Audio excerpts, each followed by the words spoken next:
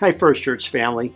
Wanted to touch base with you about all that's going on in our society right now, particularly related to all the COVID-19 concerns. This situation is certainly different from what most of us have faced before, and so there's some things we want you to know about what First Church is doing and what our plans are going forward. First of all, I want to remind you that we are a people of the resurrection. And so while we do need to be wise, we do not need to fear. And that includes making sure that we're not passing along misinformation. So we don't want to do that, and we encourage you not to do that as well.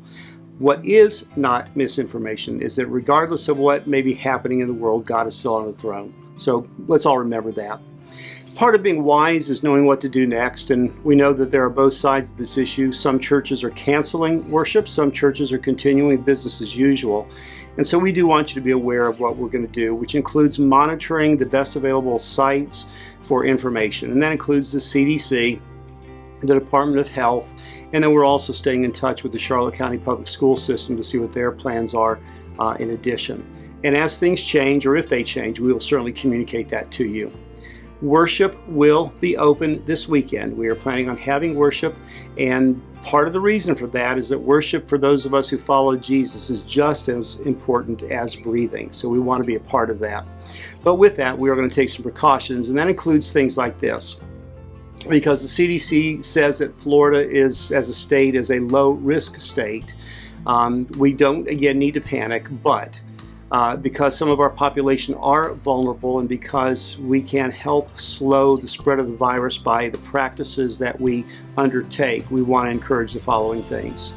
First, if you would, refrain from touching on Sundays. If you want to blow somebody a holy air kiss 3 times for the Trinity, or if you want to use an ancient Christian symbol as a blessing, again, so I can practice this with you on Sunday, is Father, Son, and Holy Spirit. And so just as you meet someone, as you greet them, you can do this ancient Christian blessing.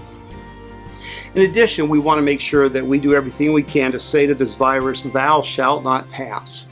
And so that means we're not going to pass the attender's notebook on Sunday, nor are we going to pass the offering plates. We will make sure that there are offering baskets available at each of the entrances, and we'll have a table that will also have prayer cards and offering envelopes for those who need those. Those tables will be at each door as well. I want to remind you that if you are concerned, we encourage you to worship with us online. If you're sick, of course, while we will miss you, please stay home for your sake as well as for others. But Facebook Live will be available at 9:15 and 11 o'clock. There will be a picture that shows you how to find the First United Methodist Church Facebook page. And in addition to that, we will be recording both of those services, and they will be on our website early in the week. So if you don't have Facebook but have a computer, you'll be able to see those as well. Finally, and I'm sorry that we have to mention this, but during this time, even if people are unable to be in worship, the ministries of the church go on. The missions that we try to make a difference in the world with continue, and our financial obligations continue as well. And so we invite you, if you can, to give online through our website. You can sign up for automatic draft giving. Just contact the office and they'll walk you through that. And then auto pay or bill pay through your own bank website, of course, is something that you can use. And so let's together be a people of hope. So we'll pray together and we'll trust God in the midst of all of this. Check on your friends and neighbors, especially some of those who are elderly or who may be compromised.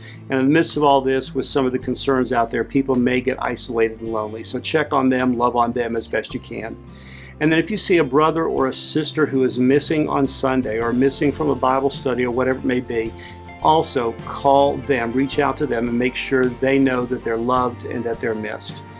Remember, because of Jesus, whatever happens, we win. Let's be the people of God together as we worship, hopefully together, but also online. God bless. Hope to see you on Sunday.